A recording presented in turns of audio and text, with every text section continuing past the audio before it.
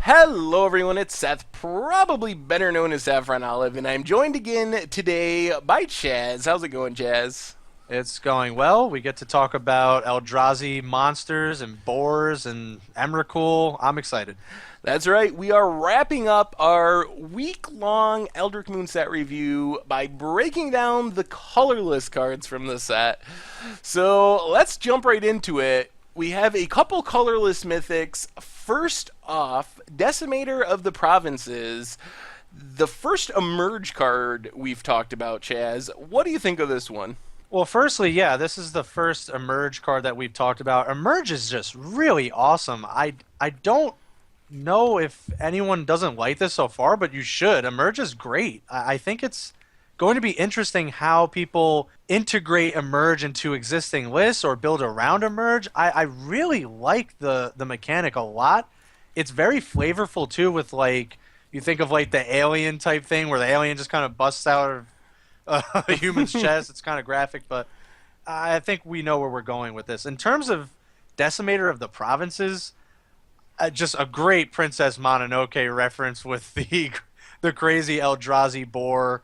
If anyone has seen that, it's a classic. I remember Hoof. There it is. I don't know if anyone else doesn't remember Hoof. There it is, but seems like the return of Crater Hoof Behemoth. So I think this could be built around. I'm looking at like Pia and Kieran Noir to kind of get this out like as early as turn 5, and you could potentially just kill them right there. Yeah, I think this card is fairly solid. I don't think it's quite to the level as far as the guaranteedness of ending the game as Craterhoof Behemoth with the everything getting plus X plus X, Right. which I don't know if I've ever seen anyone resolve a Craterhoof and not win on that turn. Decimator of the Provinces will most likely close out the game, and I still think it's very strong.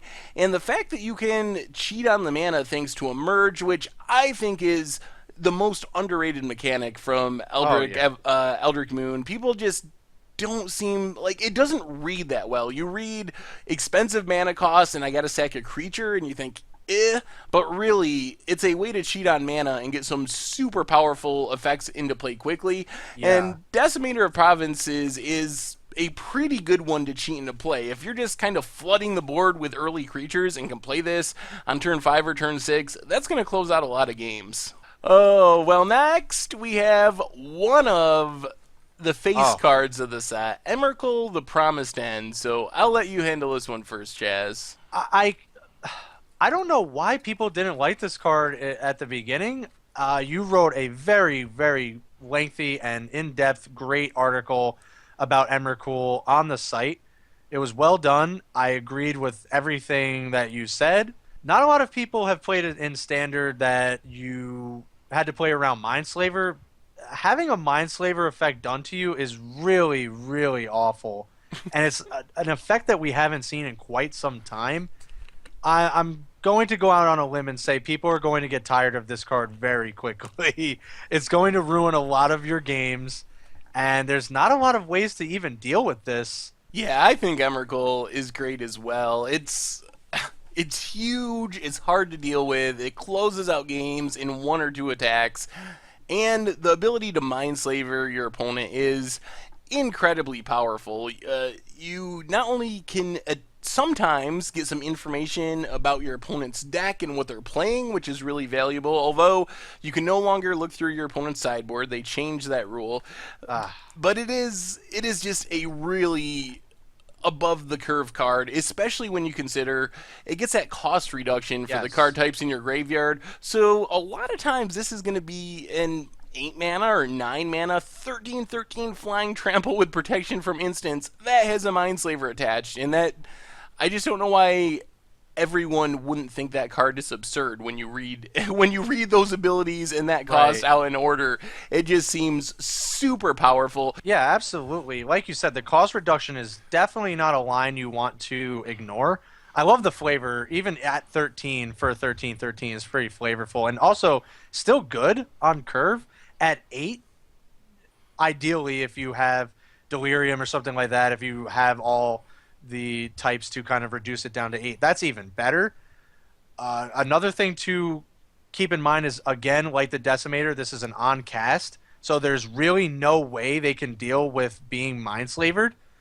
So, and at the very least, we have to take into account that this time Emrakul and like the other Eldrazi Titans around this time around don't have that graveyard shuffle ability, so you could reanimate this via Ever After or something like that and just have a 13/13 flying trample protection from instants, which is pretty good on its own. Next up, we have another Emerge card, Yep. Distended Mindbender. So this is a discard Emerge card. What do you think of this one, Chaz? We already talked about Emerge and we think it's good. What do you Yeah. think about this Emerge card in specific? How does that rank against the other Emerge cards? Ooh. Well, I think this definitely has a spot, and it really just decimates your opponent's hand. Like if you liked Thought Knot Seer, then this is the card for you. This is totally just destroying their hand. It takes out all the removal that would probably even deal with this or anything that would mess up your game plan.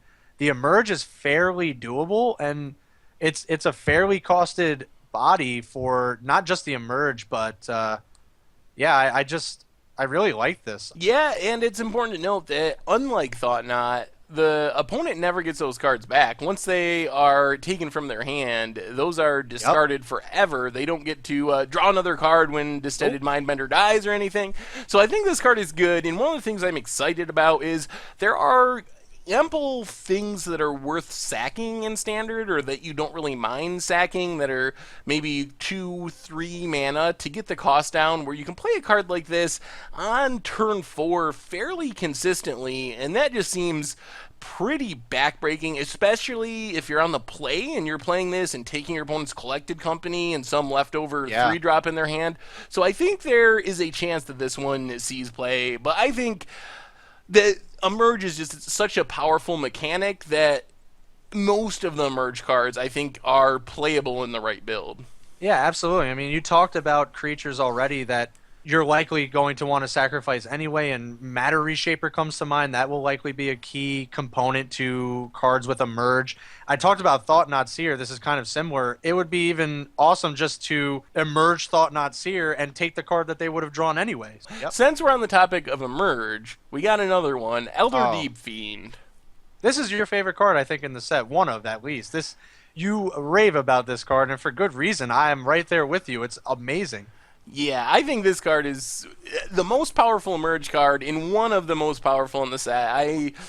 It's another one of those cards where if you haven't been playing for a while, you might not have the context for it, but one of the super powerful things the Fairy deck in the old days could do, and can still do in Modern, is Misbind Click to tap down its opponent's lands and basically mind walk them. You play it on your opponent's upkeep. They have to essentially skip their whole turn because the lands are tapped down, and this looks a lot like this card. It's very Misbind Click.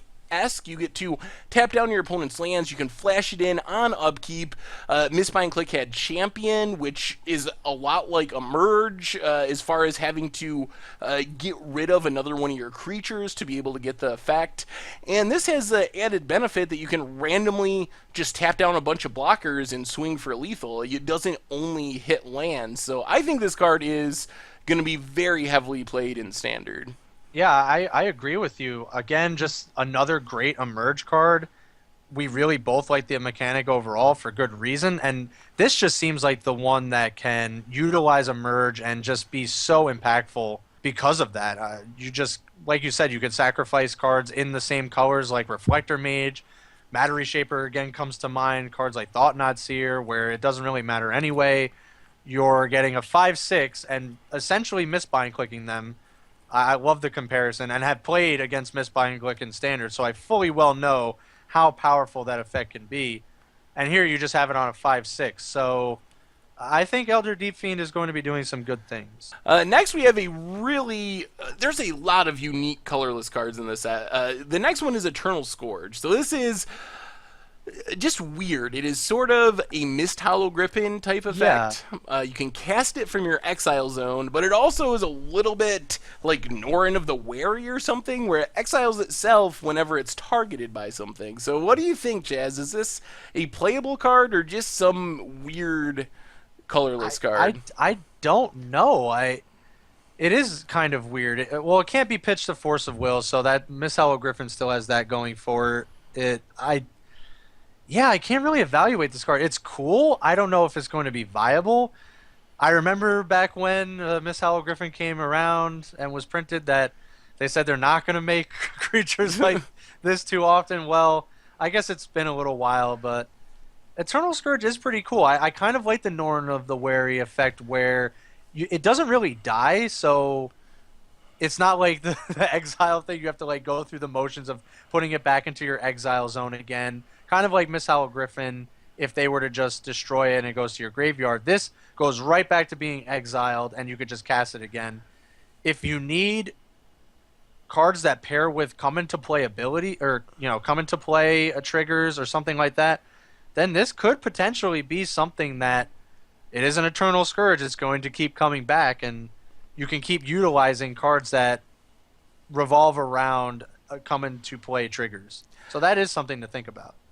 Yeah, I have no real idea where this card fits. I think it's cool and it's unique, and I like that aspect of it. I don't think that Food Chain will really want it, just because, as you mentioned, Mist Hollow pitches to Force.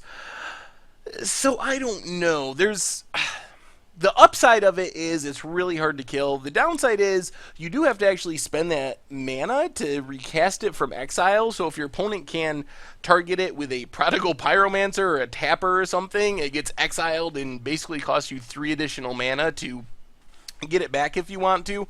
So I'm not 100% sure. I'm leaning towards not being played with the knowledge that it could end up being important to some weird synergy or combo at some point. Yeah, I think that's a good place to land on this. Next, Jazz, this one I've been waiting to ask you about. This is Lupine Prototype. And one of the things that I've heard about this card from people is that they want to play it in Modern Affinity. So could you see this being played in your beloved robot deck? I think that's a little optimistic in terms of like other weird interactions. I think this is kind of cool.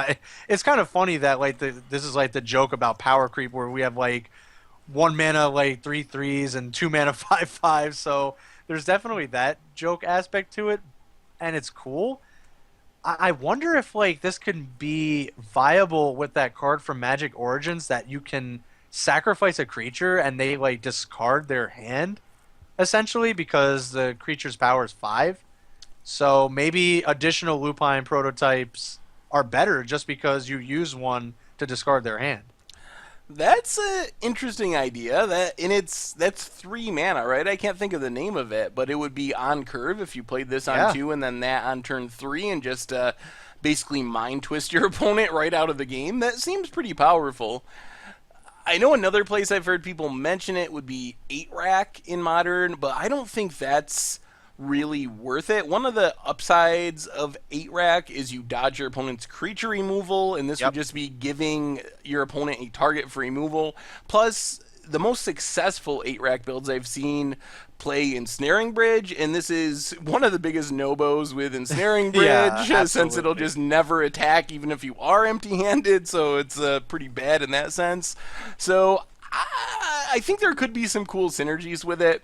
I think it's obviously a build-around card and going to take some work.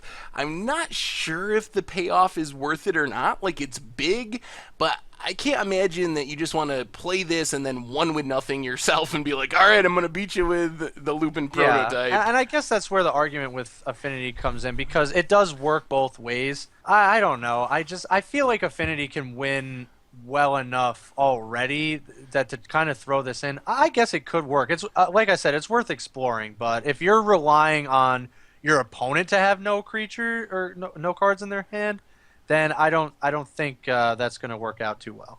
But I will try it.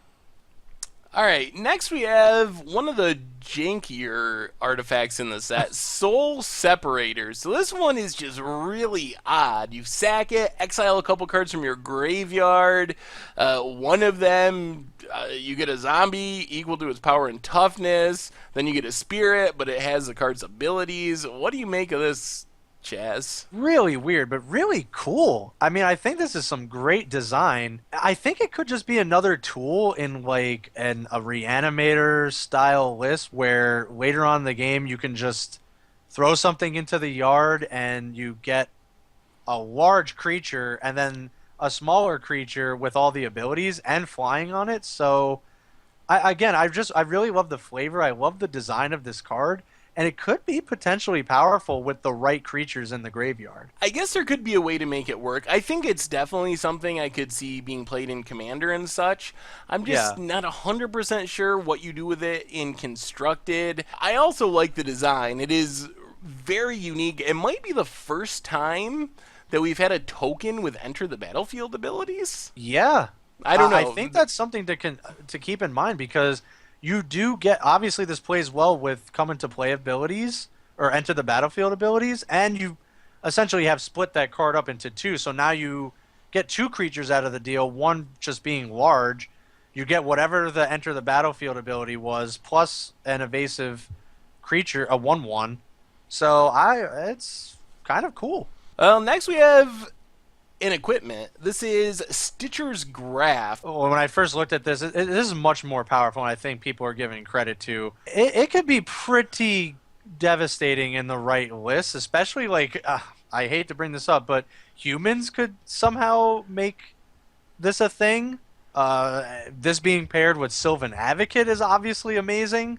So with cards like Always Watching and Sylvan Advocate that already just have Vigilance, this just seems like a no-brainer. +3/+3 is a huge boost for the cost, the 1 mana to cast and 2 to equip.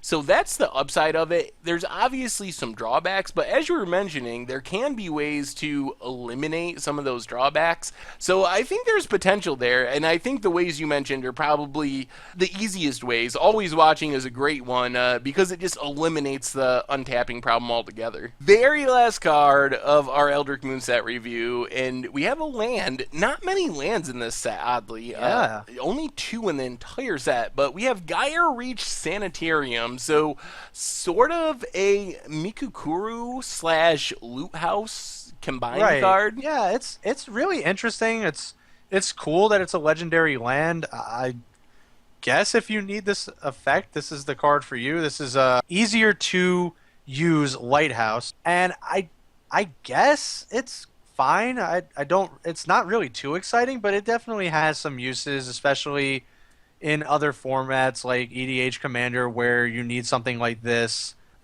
My only thing I wonder is we have Mikukuru, which makes each player just straight up draw a card, which is exactly the same cost, produces colorless mana. Then if you're blue and red, you have the Loot House, which only lets you loot, which is obviously better than letting your opponent loot too. So I'm not sure exactly where it fits, and I'm not sure if there's, apart from like Sphinx's tutelage and decks like that, what standard decks would really want to be making both players loot. As far as the like tier 1 strategies, I'm not sure what they would be, but it's a powerful effect and it's relatively cheap to activate, so it could show up somewhere. I'm just not exactly sure where that somewhere will end up being. Anyway, Chaz, that brings us to the very end of our Eldritch Moon set review. So we got a couple things to do to wrap up. First off, Sure. favorite colorless card. Favorite colorless card has to be Emrakul because I can't wait to Mindslaver people. as brutal as that sounds. I'm gonna go with Elder Deep-Fiend. I think that's just knew you were going that direction. climbed up my list of favorite cards in the entire set. I still am a huge Emrakul fan and support it 100%, but Elder Deep-Fiend, I really like that card's potential in Standard. Well, Chaz, last thing on the way out the door. We do this every set review, so Yep. what is your favorite card from the entire set of Eldritch Moon? I think it has to be a tie on this one. From like a constructed standpoint and just from pure impact, I think Spell Queller has quickly went up the chain, and I can't believe it because it's a blue card. But I loved kind of Spirits where I thought that would go. Me and you kind of from the start were intrigued to see if Spirits would be a thing. I think they got the archetype and the tribe got plenty of tools, and it's just right on up there with Eldritch Evolution. Has to be a green card. It's insane. It's probably going to get banned, but it's just an insane card. Yeah, I agree that that card is super insane. And as far as overall impact on constructed, there's a decent chance that that would be at the top of the list. Oh man, this is actually a really hard one for me. I'm really torn. I really like Elder Deep-Fiend for constructed, but man, I'm going back and forth in my head between Tree of Perdition and Harmless Offering. For me, it's one of those Yeah, cards, or both. and I might just have to call it a tie. I expect that those are the two cards that I'm most excited to build around for, like against the odds. And actually, I kind of forgot about this one, but Splendid Reclamation as well, I think, is also on the list. Oh, all right. Splendid Reclamation, final answer. It took me a little while, but I'm going to go with Splendid Reclamation. I think that one I'm excited to brew around in a fun against the odds sense, but I also think has potential to be broken in constructed. So that it's the double whammy for me. It meets my brewing aspect, and I think it's actually a good card for constructed. Fair enough. If I had to choose anything outside of that, I would say Ishkana, because who doesn't like legendary spiders that we can now make commander decks around? That's also a good point. A good shout out to the Commander community there, Chaz. Yeah. No problem. Anyway, Chaz, thanks a ton for hanging out this week and doing these set reviews. It was a lot of fun. So much fun. I love doing these. Seth, thank you for having me. Thanks everyone for tuning in. This set was just awesome to review, and I can't wait for the next two set blocks, because if it's going to be like this, I am on board. Well, we'll have all of our regular content all week, and actually keep an eye out coming up. Tomer is going to be joining me to do a commander review of some of his top commander cards in the set. Otherwise, me and Chaz will be back with the next set to break it all down. In the meantime, if you want to hear us hanging out and chatting, make sure to check out the MTG Goldfish podcast that we do every week. So if you want some Chaz and Seth thoughts in between set reviews, that's the best place to catch them. So Absolutely. And in the meantime, continue liking the videos, subscribe to the channel, and keep listening to the podcast. Just watch everything. It's all awesome. anyway, thanks everyone for watching. One more time, thanks for hanging out, Chaz, and I guess we'll do it again next time.